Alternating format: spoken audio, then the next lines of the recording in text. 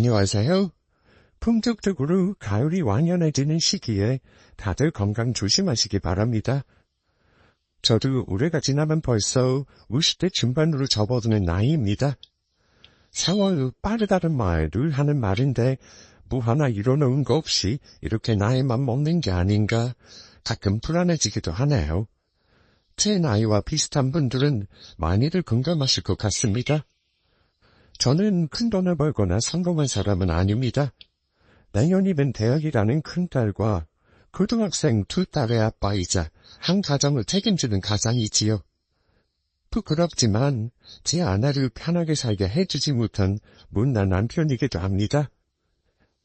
글솜씨라고는 없는 제가 이렇게 용기를 내 이렇게 사연을 보내게 된 건 행운이라고는 하나도 없을 것 같았던 보잘것없는 인생에 제가 베푼 작은 선행이 큰 복으로 되돌아왔던 일을 말씀드리고 싶어서입니다.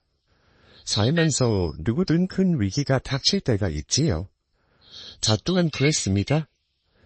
그때 저는 생각지도 못한 사람의 도움으로 수렁에서 가까스로 탈출할 수 있었습니다. 그 얘기를 하기 전에 제가 그동안 어찌 살아왔는지 조금은 말씀드려야 할 것 같나요? 고생 많이 하고 살았다면 저도 어디 가서 빠지지 않은 인생이라고 할 수 있습니다. 저는 부모님의 유치여였습니다. 제가 국민학교, 그러니까 지금으로 치면 초등학교지요. 5학년 때 어머니가 지병으로 돌아가셨고 그 후 아버지와 같이 살았습니다. 불행하게도 아버지는 어머니가 돌아가시고 나서 저를 잘 돌봐주시지 않았습니다.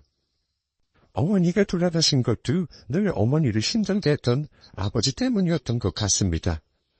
제 기억에 아버지는 늘 술에 절어 있었고 어머니에게 폭력을 휘두르는 사람이었습니다. 어머니가 돌아가신 후에도 아버지는 술에 취해 있을 때 저를 보면 육설을 퍼붓는 게 일상이었습니다. 야, 이 자식, 가서 술 한 병 받아와라. 언제 거기서 돈 벌어올 거냐? 밤만 축내는 버러지 같은 자식. 생긴 거 끝이 엄마 같은 게 부을 때마다 열불 터지게 하네. 아빠, 저 배고픈데 돈 좀 주세요. 라면이라도 끓여 먹게요. 너는 이 아빠한테 할 말이 돈 달라는 말밖에 없지. 아버지는 제 머리를 쥐어박으며 돈을 주시곤 했고 저는 구멍가게를 달려가 라면을 사서 끓여 먹고 줄인 배를 채웠었죠. 아버지는 술이 깨어있을 때는 나가서 일했지만 제 기억에 아마도 막일을 하셨던 것 같습니다. 하지만 아버지는 제게 잘 수 있는 집을 제공한 것 외에는 보살펴주지 않았습니다. 한참 먹고 클 나이에 집 냉장고 안에는 늘 쉬어 빠진 김치뿐이었고 이웃 아주머니들이 가끔 챙겨주는 반찬이 없거나 쌀이라도 떨어지는 날이면 금기유시였습니다. 영씨가 아버지는 집에 없니? 지 아버지는 어쩜 아직도 정신을 못 차리고 저러고 산다니. 아유, 딱해서 원. 아줌마가 반찬 좀 챙겨왔으니까 이거랑 밥이랑 해서 며칠간 먹어. 고맙습니다, 아줌마. 아유, 잘염제도 없이 나 혼자 어쩜 좋으냐. 혹시 연락할 친척들은 없는 거야? 제가 고개를 잘래절래 흔들자 아주머니는 하루 끌끌 자며 제 머리를 쓰다듬고 돌아가시곤 했습니다. 그나마 아버지가 돌아가시기 전에는 유세도움으로 근근히 버틸 수 있었죠. 어쩌다 아버지가 던져주는 돈으로는 라면이나 과자를 사 먹을 수밖에 없었습니다. 그러니 제 행색은 어땠겠습니까? 늘 계절에 맞지 않은 옷과 신발로 다니는 게 당연한 일이었습니다. 그 시절에는 가난은 그냥 일상이었습니다. 저 말고도 가정 형편이 어려운 둘의 친구들이 많았죠. 그중에는 중학교 때부터 아예 나쁜 짓을 선택해 자기를 지키고 다른 친구를 가르치하는 아이도 있었고요. 제게 고의적으로 접근해오는 질 나쁜 친구도 있었습니다. 하지만 저는 그런 유혹에 넘어가지 않았습니다. 그러다 중학교 때 아버지마저 돌아가셨습니다. 어머니가 돌아가시고 나서 그 전보다 더 술독에 빠져 사신 데다 건강도 별로 안 좋았는데 술 때문에 돌아가신 거였죠. 중학교 2학년인 저를 돌봐주려는 친척은 아무도 없었고요. 조부모마저 없는 저는 결국 보육원으로 가야 했습니다. 요즘에야 보육원 아이들이 배 굴른 일이 없다지만 그때는 그런 시설에서 잘 먹는 일은 거의 없었습니다. 늘 배가 고팠고 환경은 열악했습니다. 18살이 되면 시설에서 나와야 하기 때문에 저는 신옥계 고등학교에 진학해 고3 때부터 공장에 다니며 학업과 일을 병행했습니다. 다행히 공장에서 제공해주는 기숙사가 있어서 보육원에서 퇴소한 후 주거 문제는 해결할 수 있었고요.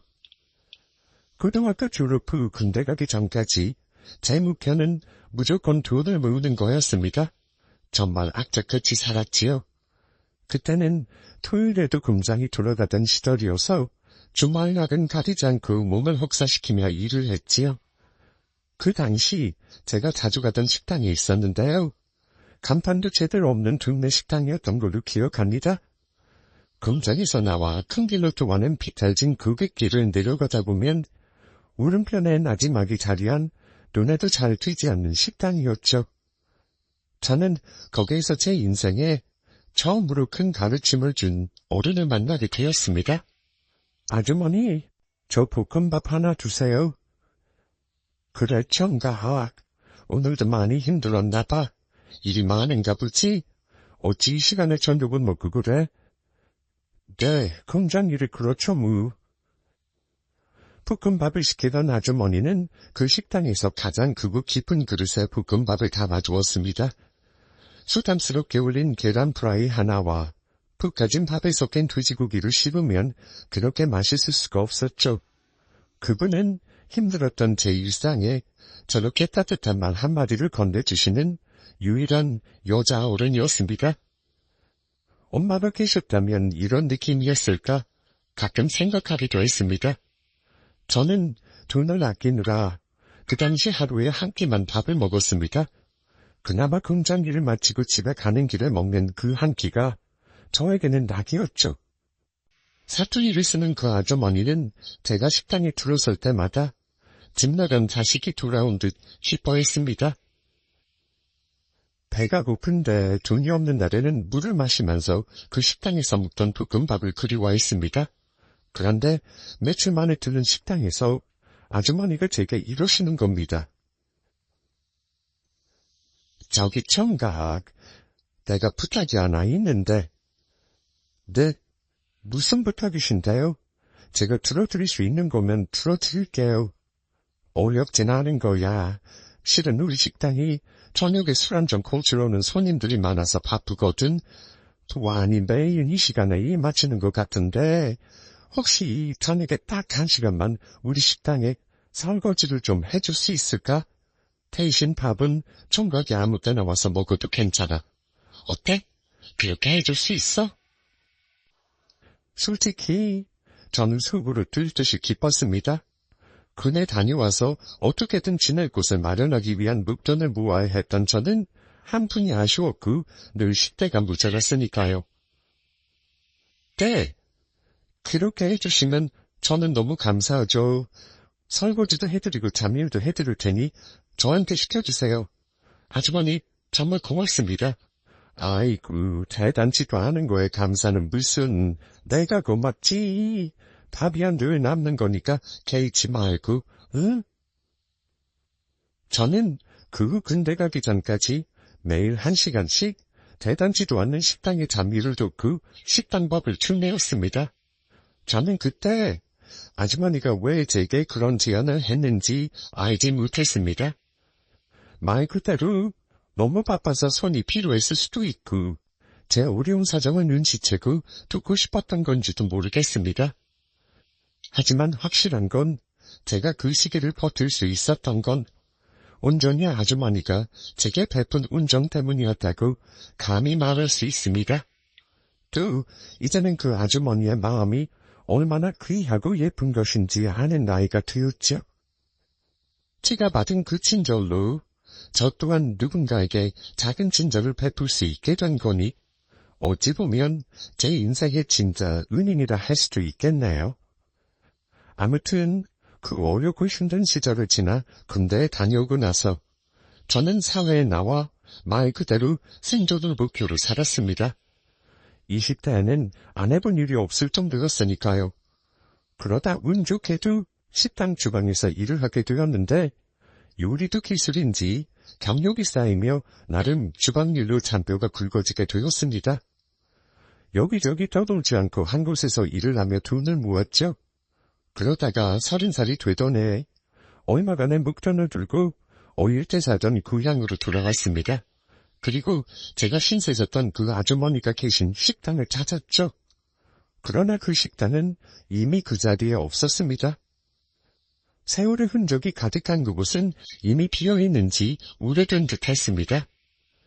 아쉬움에 발길을 돌렸지만 저는 그곳에서 해야 할 목표가 있었습니다. 바로 제 가게를 운영하는 것이었죠. 제 고단했던 인생도 이곳에 들어와서부터는 조금씩 운기가 돌기 시작했습니다. 제가 모은 돈에 어렵게 빚까지 내서 가게 보증금을 마련한 저는 제가 살던 동네에 작은 가게를 차렸습니다. 동네 사람들과 근처 공장 사람들을 위한 작은 도시락 가게였죠. 저는 그 가게에서 숙식을 해결했습니다. 시장이라고는 하지만 그때도 저는 참 가난했어요. 장사라는 게 생각처럼 쉬운 일이 아니었습니다. 하지만 저 하나 먹고 살 수 있고 조금의 돈을 남길 수 있으니 그것으로 감사했죠. 그 동네가 그리워서 돌아온 거지만 사실 저에게는 슬픈 기억이 많은 곳이었습니다. 하지만 저는 그곳을 계속 슬프게만 기억하고 싶지 않았습니다. 장사를 하다 보니 동네 사람들과도 친해지게 되고 나중에는 단골도 생겨났더라고요. 그러다가 동네 사람들 사정에 대해서도 듣게 되기도 했고요. 그러다가 늘 우리 가게에 와서 제일 싼 도시락을 싸가는 형제를 알게 되었습니다. 형은 중학생쯤 되는 것 같았고 동생은 아직 초등학교 저학년으로 보였지요. 그런데 어느 날 그 녀석이 한참을 가게 밖에서 망설이다가 들어오더니 이렇게 묻더군요. 저기 아저씨, 도시락 1,000원어치만 살 수 있어요? 그럼 살 수 있지? 잠깐만 기다려라. 아저씨가 금방 싸줄 테니. 혹시 집에 부모님 계시니? 넉넉히 싸주랴? 아니요. 아저씨 저희 아빠만 계신데 집에는 가끔 오세요. 그러니까 저희 먹을 것만 주시면 돼요. 왠지 과거의 제 모습이 겹쳐지며 지금의 마음이 든 저는 그 아이들이 참 딱했습니다. 아마도 돈이 없어 고민하다 겨우 물어봤겠지요. 저는 돈을 1,000원만 받았지만 넉넉하게 음식을 챙겨주었습니다. 작은 아이는 아무것도 모르고 좋아라 했지만 큰 아이는 제가 챙겨주는 도시락을 받아들고 얼굴을 붉히며 감사합니다, 잘 먹을게요 하며 돌아서더군요. 그 후에도 아이들은 자주 가게에 왔는데 돈이 모자라면 항상 가게 앞을 빙빙 돌다가 들어오곤 했습니다. 왜 그러는지 알면서도 혹여 아이 자존심을 상하게 할까 조심스러웠죠. 자주 오던 녀석들이 며칠을 걸으면 걱정이 될 정도였습니다. 이 녀석들이 배 굽는 거 아닌 거 몰라? 내가 음식 챙겨주는 게 혹시 부담스러운 건가? 그래서 꾀를 낸 것이 있었습니다. 오래간만에 가게에 들른 그 아이에게 제가 한 가지 제안을 했습니다. 너희 혹시 매일 저녁에 올 수 있니? 아저씨가 장사가 너무 바빠서 점수를 못하거든. 매일 와서 딱 10분만 아저씨 가게 앞에 쓰레기 주워주면 아저씨가 도시락을 그냥 주마. 네? 그래도 공짜는 제가 마음이 불편한데요? 고개를 숙이며 말하는 그 아이에게 제가 웃으며 말했습니다. 공짜라니? 아저씨는 그렇게 해주면 정말 도움이 될 것 같아서 하는 말이야. 그리고 음식 남은 건 아저씨 혼자 다 먹지도 못하거든. 그런 걱정은 말고 내일부터 그렇게 하렴. 네, 고맙습니다. 이제 막 사춘기에 접어든 것 같은 그 아이의 복잡한 마음이 짐작이 가서 저는 말없이 어깨만 토닥여주곤 도시락을 손에 들려주었습니다. 사실 저도 그때 장사가 엄청 잘 되는 형편은 아니었습니다. 매달 월세도 힘들었고 돈을 모으느라 가게에서 숙식을 해결하고 있었으니까요. 나태 그런 만큼 베푼 작은 운정이었다고 부끄럽게 말씀드릴 수 있겠네요. 그 아이는 제가 말한 대로 거의 매일 저녁 동생을 데리고 나와 가게 앞을 빗자루질하고 정돈해 주었습니다. 그리고 제가 주는 도시락을 웃으며 받아갔죠. 오늘은 고기가 많이 남았네. 아저씨가 많이 잡았습니까? 집에 가서 동생이랑 많이 먹어라. 혹시 주말에 먹을 거 없으면 아저씨 가게에 와도 돼. 굶지 말고 배고프면 고구려. 네, 아저씨. 감사합니다. 저는 흑여 아이들이 미안함에 가게 오지 않을까봐 매일 오라고 신신당부했지만 아이들은 평일 외에는 가게에 오지 않았습니다. 큰아이가 고등학교에 진학해서도 저는 아이들에게 늘 반찬을 챙겨주었습니다. 그런데 어느 날부터인가 그 형제 아이들이 더 이상 오지 않더라고요. 무슨 일이 있나 걱정되는 마음에 동네 주민에게 물어봤는데 다들 잘 모른다고 하더군요. 무슨 일인지 모르겠는데 이사간 것도 확실하다고 하면서요. 아주머니, 연준이네가 요즘 안 보여서요. 애들한테 무슨 일 있는 거 아니죠? 그 집 아빠가 죽은 모양이던데 자세한 건 나도 몰라요. 애들 아빠 죽고 집주인이 집을 빼라 그런 것 같더라고. 뭐 친척 집을 가거나 보육원 가든지 했겠지. 그나저나 참 안 됐어. 애들이 착하고 똑똑하다던데 어찌 그리 품어보기 없는지 원. 아, 그렇군요. 애들이 참 착하던데 어딜 가든지 잘 지냈으면 좋겠네요. 그러게 말이에요. 우리 집 애들이 그러는데 그 집 큰아이가 공부도 그렇게 잘한다는데 아유 내가 다 속상하네요. 저는 인사도 못하고 간 그 아이들이 걱정이 되었지만 마음속으로 아이들이 늘 건강하고 잘 살기를 바랬습니다. 몇 년간 그 동네에서 장사를 하면서도 저도 형편이 점점 피었습니다. 작지만 2칸짜리 작은 다세대 주택 전세도 오도 더 이상 가게에서 숙식을 하지 않아도 되었죠. 힘든 제 인생에 결혼은 생각도 안 했는데 동네 화장품 가게에서 일하던 예쁜 사람을 만나 기적처럼 결혼도 했고요. 30 넘은 나이에 7살이나 어린 마누라를 얻은 저는 세상을 다 가진 듯 기뻤습니다. 첫 아이를 낳고 저는 동사무소를 찾아가 출생신고를 하면서 사회복지 담당자에게 한 가지 제안을 했습니다. 그 동네 결식아동이나 기초생활수급자 가정에 반찬을 나누고 싶다고요. 혹시 동네 밥 굶는 아이들이 있으면 제가 좀 도와주고 싶어서요. 애들이 가게 오는 거 부끄러워할 수도 있으니 제가 일주일에 한 번씩 반찬을 동사무소에 가져다 드리고 싶은데요. 동사무소에서 그런 아이들 연계해 주실 수 있을까요? 어머 사장님, 그렇게 해주시면 저희 행정에도 큰 도움이 될 것 같습니다. 아시겠지만 이 동네가 워낙 못 사는 동네니 그런 아이들 많죠. 그렇게 마음 써주시니 너무 감사합니다. 큰 도움도 아닌데요, 뭘. 마음 같아서는 많이 도움 주고 싶지만 저도 하루 벌어 먹고 사는 처지라 이렇게 작은 도움들이 부끄럽네요. 저는 일주일에 한 번씩 동네 결식 아이들을 위해 반찬 봉사를 시작했습니다. 항상 눈에 밟혔던 그 아이들이 떠오르더군요.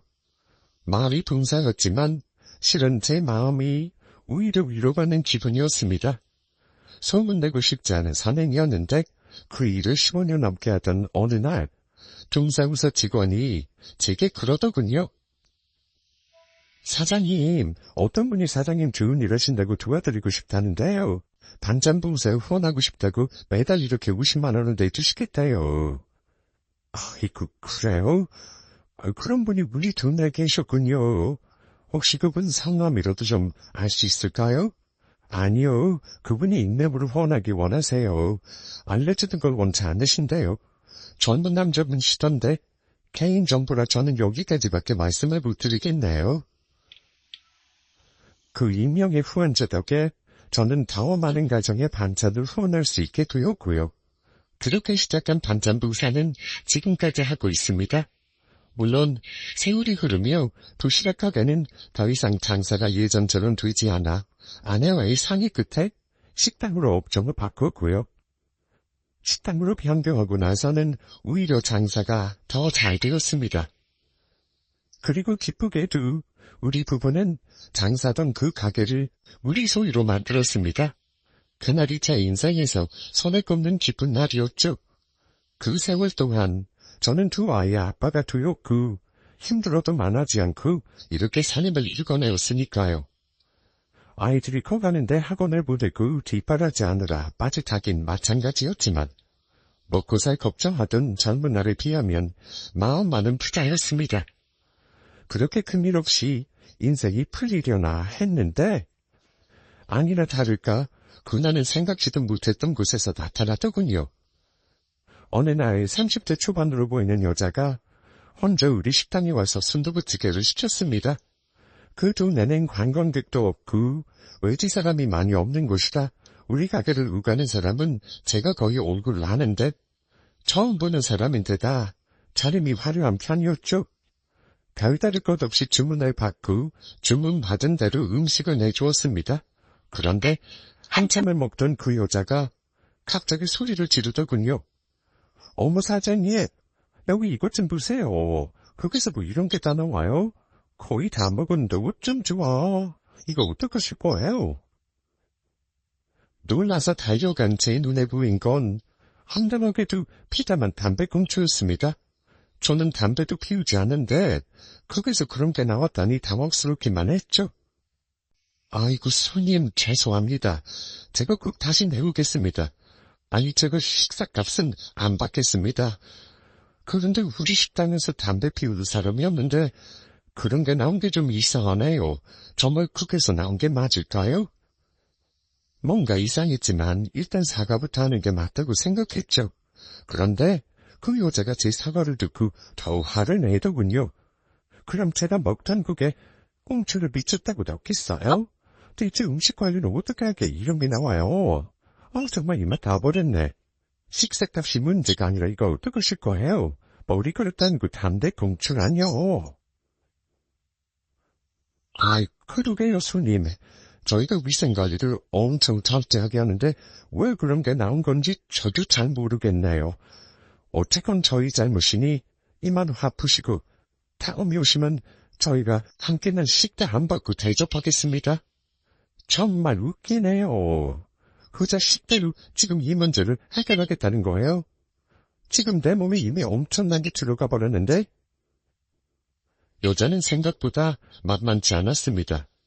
서비스업 하시는 분들은 알겠지만 음식 파는 사람들 입장에서 손님은 무조건 갑입니다. 게다가 음식에서 이물질이 나오거나 이물질로 손님 몸에 상해를 입히면 심할 경우 고소하는 경우도 있거든요. 그래서 이럴 경우 무조건 사과가 먼저이고요. 여자는 가만히 있지 않겠다며 돌아가긴 했습니다. 저는 식대도 받지 않았고 끝까지 사과의 말씀을 드렸지만 왠지 모르게 좀 찝찝했죠. 그런데 그 찝찝한 예감이 딱 맞더군요. 며칠 후 저희 가게에 나타난 그 여자는 진단서 하나를 제게 들이밀었습니다. 여기 진단서예요. 제가 여기서 밥 먹고 나서 장염이 걸려서 설사를 엄청나게 했어요. 3일 내내 아프다가 병원에 갔더니 글쎄 장염이라네요. 뭐 때문이겠어요? 제가 이 집에서 담배꽁초 나온 찌개 먹고 나서 아팠다고요. 사장님 어쩔 거예요? 저 이거 구할 거예요. 구청 위생과에도 신고할 거예요. 그럼 여기 100% 영업정지인 거였죠? 네. 아니 아가씨, 나한테 무슨 억하신 적이 있어 그러는지 잘 모르겠는데 이건 너무 심한 거 아니요? 말했지만 우리 가게는 담배 피우는 사람이 없어요. 이런 이물질 나온 것도 서근찮은데 이렇게까지 하는 이유가 대체 뭐요? 사장님, 생각 잘하세요. 제가 사장님 가게 하나 망하게 하는 거 이 손가락 하나면 충분하거든요? 무슨 말인지 아시죠? 그거 원치 않으시면 후사전에 합의금을 주시던가요? 그때 저는 그 여자가 저를 협박하고 있는 거라고 눈치챘습니다. 그때는 인터넷으로 가게 하나 만나게 하는 건 우습지도 않았죠. 우리 가게를 악의적으로 모함해 망하게 할 수 있으니 자기에게 돈을 달라는 거였고요. 그런데 저는 제가 하지도 않은 잘못으로 그 여자에게 돈을 줘가며 그 일을 무마시키고 싶은 생각은 없었습니다. 해볼 테면 해봐요. 젊은 사람이 무슨 이런 거로 돈을 뜯어내려고 이러시나. 나도 그쪽에서 하는 대로 대응할 거니 그렇게 알고 돌아가쇼. 다시는 우리 격에 얼씬거리지 말고. 뭐라고요? 이봐요 아저씨, 지금 이게 얼마나 심각한 일인지 모르나 봐요. 맘대로 하라고요. 좋아요. 나중에 저한테 싹싹 밀어도 소용없을 줄 아세요? 참 기가 막혀서. 대체 이런 돈내 가져와서 우리 가게에 뭐 뜯어먹을 게 있다고 이러는 거요? 뜯어먹다니요. 아저씨, 말 다 했어요? 저 지금 다 녹음하고 있거든요. 글쎄 녹음이든 구소든 마음대로 해요. 저는 그 여자를 가게에서 내쫓아버렸습니다.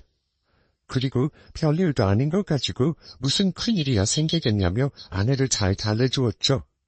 아내는 그 일로 걱정이 이만저만이 아니었습니다. 인터넷인지 뭔지 식당을 나쁘게 울리면 장사가 망할 수도 있다나요? 당신은 우리 가게가 어떤 가게인데 그저 이런 일로 망한다고 생각해? 걱정 말어. 절대 그런 일 없으니까. 그래도 요즘 사람들은 그게 아니야. 당신이 몰라서 그렇지 얼마나 사람들이 약은 줄 알아? 난 걱정돼 죽겠다, 여보. 그냥 그 여자한테 돈 몇십만 원 쥐어주고 말자. 뭐? 그런 여자한테 쥐어줄 돈이 어딨어? 그런 소리 하지도 마. 내가 알아서 할 테니. 그런데 제 생각이 아니랬던 거였을까요? 그 여자는 정말 못되게도 일을 크게 벌이더군요. 얼마 후에 구속장이 날아왔고 경찰에서 출석하라고 연락을 받았습니다. 사장님, 그냥 합의하시고 구속 취해달라고 하시죠. 이런 일에 돈 쓰고 시간 써봤자 사장님만 손해요. 아시잖아요. 이런 사람이 뭐 바라고 이렇게 구속까지 하겠어요? 증거랍시고 사진이면 진단쌤에 다 첨부했는데 사람 하나 바보 만드는 거 쉬워요. 괜히 변호사비 몇백 쓰고 힘 빼지 마시고 그냥 제 말대로 하시죠. 내가 잘못한 게 없는데 무슨 합의를 합니까? 경찰관님 저도 맞고서 하렵니다. 도저히 억울해서 이대로는 못 넘어가겠네요. 게다가 엎친 데 덮친 격으로 위생과에서는 공무원이 나와 주방을 조사하겠다고 하더군요. 그러면서 민원이 들어온 거라 자기들도 어쩔 수 없다고 이물질이 나온 게 맞으면 행정적인 조치를 해야 한다고 하길래 억울하다고 하소연했습니다. 게다가 인터넷에 그 여자가 뭐라고 울렸는지 가게 손님이 아주 뚝 끊겨버렸습니다. 동네 장사인데도 정말 거짓말처럼 매출이 반에 반토막이 났습니다.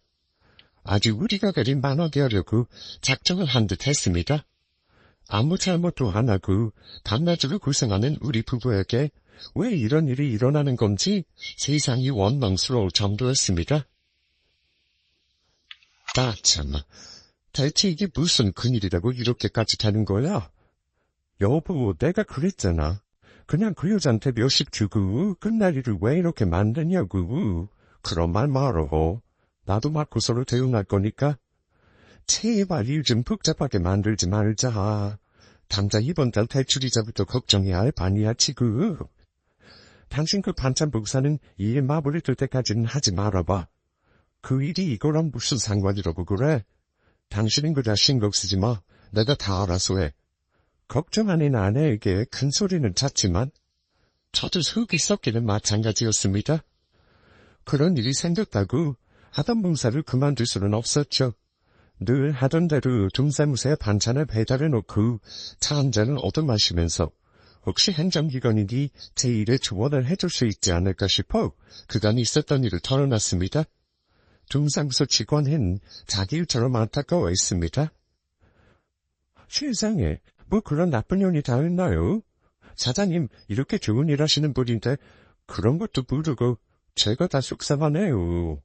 제가 도움은 못 드리겠지만 아는 법률사무소는 있는데 혹시 연락처는 지어볼까요? 제가 사장님 단하신 일 대충 말씀드려도 올게요. 큰 도움이 안 돼서 죄송하네요. 아이고 주무관님, 이 정도만 해도 정말 고맙겠어요. 내가 잘못한 것도 없는데 돈을 써서라도 이 억울한 거는 꼭 풀고 싶네요. 연락처만 주시면 며칠 있다 연락드려보죠. 그리고 며칠 고민 끝에 저는 변호사를 써서 이 일을 해결해야겠다 결심했습니다.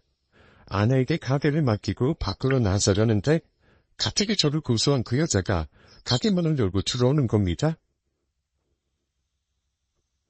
이봐요 사장님, 연락을 안 주길래 제가 와봤네요. 경찰한테 들으니 맞고 사신다면서요. 그냥 전과를 되고 싶으신가 봐요. 합의로 끝날 일을 그렇게 크게 만드시게. 뭐요? 이 여자가 진짜 미쳤구먼. 당신 이런 식으로 돈 뜯어내는 게 수법이야? 대체 얼마를 원하길래 이러는 거요? 300의 합의부죠. 뭐 장님되면 50 정도를 깎아드릴 용의는 있어요. 제가 장염에 걸려서 이주넘게 일을 못 나갔고요. 그것 때문에 손해본 게 얼마인 줄 아세요? 그 정도면 싸게 받는 거예요. 뭐요? 300?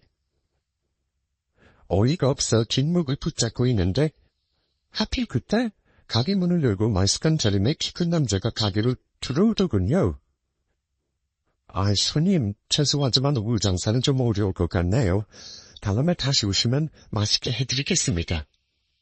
그 여자와의 신랑이가 금방 끝날 것 같지 않아 저는 손님을 돌려보내려 했습니다.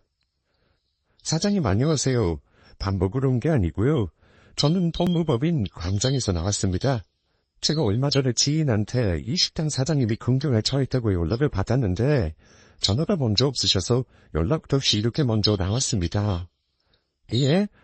아이고, 안 그래도 제가 방문을 드리려고 했는데 어찌 이렇게 직접 오셨습니까? 이따 앉으시죠. 제가 내용을 대충 전달받았습니다만 마침 저기 저 여자분이 사장님을 고소하신 분이신가 보네요. 잘 됐네요. 다무인 김에 말씀드린 게 낫겠군요. 저는 법무법인 관장에서 나온 변호사입니다. 변호사라는 말을 듣자 그 여자는 당황하는 듯 했습니다. 변호사요? 그런데 어쩌자는 거예요? 나는 이미 진단서 다 끊었고 여기서 온 담배꽁초 다 경찰서에 냈어요. 누가 불리한 건지 모르시겠어요? 합의금 주면 고사 취할 테니까 그거 주고 여기서 끝내시죠? 글쎄요, 기왕에 이렇게 일을 키웠으니 끝까지 가봐야죠. 경찰을 제대로 수사해달라고 요청할 겁니다. 그 담배꽁초에 누구 유전자가 묻어있는지도 확인해야 할 거고요. 그리고 범죄라고 밝혀지만 합의금은 여기 사장님이 아니라 그쪽에서 준비해야 할 거고요. 그쪽 때문에 여기 사장님 2달이 다 되도록 장사 망친 거 손해배상도 하셔야 할 거고요. 제가 봤을 때는 그쪽에서 최소한 2천만 원은 준비해야 할 것 같은데요. 어떡하시겠어요? 이래도 끝까지 가기를 원하시나요? 뭐라고요? 참다, 어이가 없어. 지금 저 협박하시는 거예요? 마음대로 하세요. 저도 뭐 변호사, 그거 고용해서 가만히 있지 않을 거니까요. 네, 그럼 끝까지 가는 걸로 알겠습니다. 법정에서 뵙죠. 그 여자는 육지거리를 내뱉으며 그제야 가게를 나갔습니다. 저는 너무 고맙고 든든한 마음에 그 젊은 변호사님께 차를 한 잔 내드렸습니다. 아이고 변호사님, 정말 감사합니다. 어찌 이렇게 타이밍도 딱 맞춰 오셨는지요. 지금 변호사님 사무실 가서 심요 결제하고 앞으로 어쩌면 되는지 상담하죠. 그런데 제 말을 들은 변호사님은 말없이 차를 한 모금 마시더니 저를 보고 핑그레 웃더군요. 사장님, 돈은 필요 없어요. 제가 사장님 돈 받자고 여기까지 왔겠어요? 이러는 겁니다. 저는 영문도 모르고 변호사 얼굴만 바라보고 있는데 아저씨, 아무리 세월이 흘러도 저는 아저씨 알아보겠는데 혹시 모르시겠어요? 다시 좀 자세히 보세요. 제가 누군지. 네? 아무리 봐도 아니 설마. 자세히 보라는 말에 얼굴을 자세히 뜯어보니 그 옛날 제가 도시락을 챙겨주던 아이 얼굴이 갑자기 겹쳐지는 겁니다. 혹시 너 연준이니? 혹시 17년 전에 그 연준이 삼준이 형제 맞니? 이렇게 보니 알겠구나. 이게 대체 어찌 된 거야? 네가 내 일은 어떻게 알고 온 거냐? 아저씨가 가끔 너 형제 생각 많이 했었는데 그동안 잘 지낸 게 맞는구나. 이렇게 훌륭하게 컸어. 동생은 잘 지내니? 네, 동생도 잘 있어요. 그때 우리 먹여 살려준 게 아저씨잖아요. 저 살면서 아저씨 한 번도 잊은 적 없어요. 실은 반짝답 후원한 것도 저고요. 조만간 인사드리려 했는데 이런 일로 뵙겠잖아요. 뭐호? 그 젊은 후원자라는 양반이 누구였어? 진지가 나한테 우지 그랬어, 이 녀석아. 공부하느라 그동안 고생 많았겠구나. 아저씨는 지금도 너무 기쁘다, 기뻐. 아버지가 돌아가시고 전 안에 있는 고모가 저희 돌봐주셨어요. 다행히 여유가 있으시고 자식이 없으셔서 저랑 제 동생 뒷바라지 다 해주셨고요. 저는 결혼도 했어요. 그때 아저씨가 주신 도시락 보면서 언젠가 그 은혜 갚을 거라고 결심했었거든요. 공부하면서도 항상 기억하고 있었고요. 그때는 어려서 아저씨한테 고맙다는 말씀도 제대로 드리지 못했나요? 지금 제대로 인사드리고 싶어요. 아저씨, 제 절 봐주세요. 하면서 식당 바닥에 엎드려 큰절을 하는 겁니다. 저는 허둥대며 같이 맞절을 하고는 손을 맞잡았습니다. 못 본 세월이 오래인데도 너무나 벅차올라 눈물이 나더군요.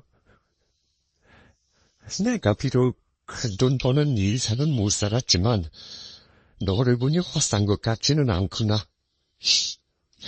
정말 잘이 됐다.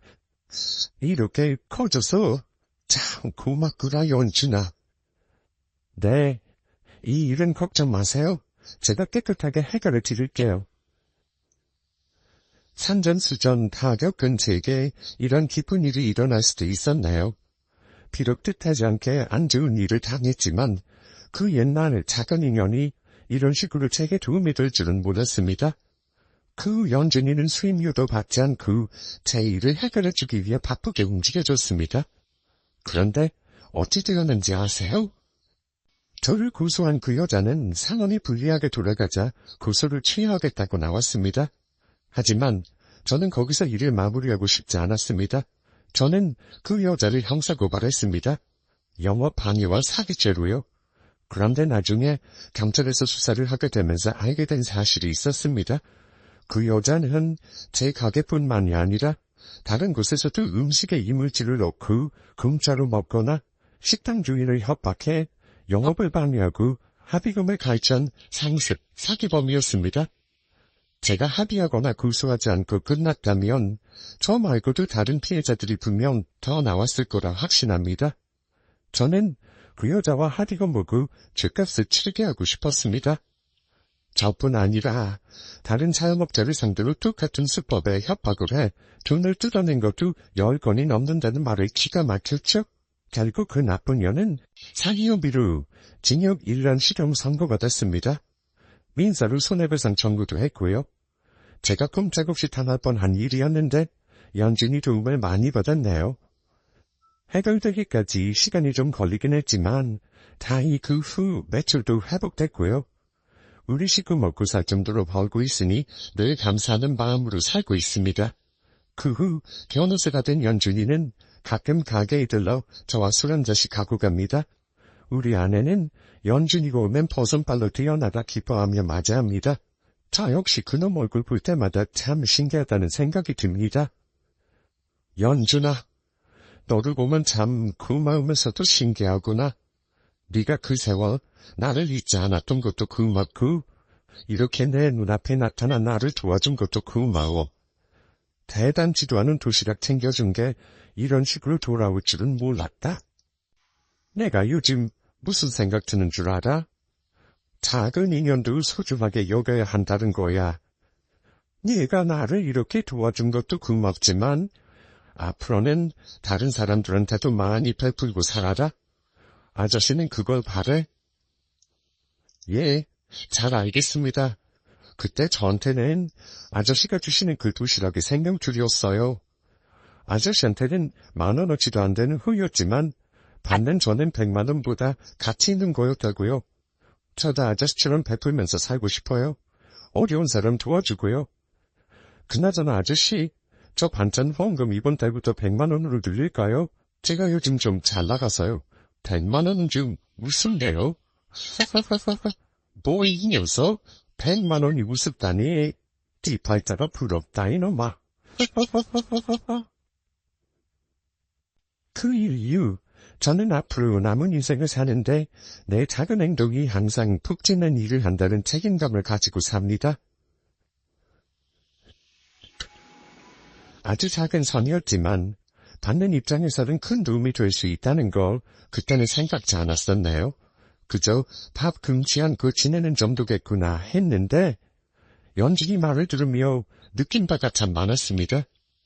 생각해보니 젊은 시절 제가 후의를 베풀어 주신 식당 아주머니로 인해 저도 누군가에게 베풀고 살겠다는 결심을 한 거니까요. 나쁜 일이든 좋은 일이든 내가 해난 대로 돌아온다는 것을 믿게 된 것도 50이 넘은 지금 이런 일을 겪고 나서야 깨닫게 되었고요. 그러니 제 사연 들으시는 분들은 작은 일이라도 늘 선한 마음으로 베풀며 살아가시라 감히 말씀드리고 싶습니다. 마지막으로 제가 늘 가슴에 새기는 법 구경 한 구절 말씀드리며 제 사연 마무리할까 합니다. 복이 없을 것이라 생각하여 작은 선행이라도 가벼이 말라. 물방울 하나가 비록 작아도 자꾸 모여서 큰 그릇 채우나니 무릇 이 세상에 가득한 복도 작은 선이 쌓여 이룬 것이다.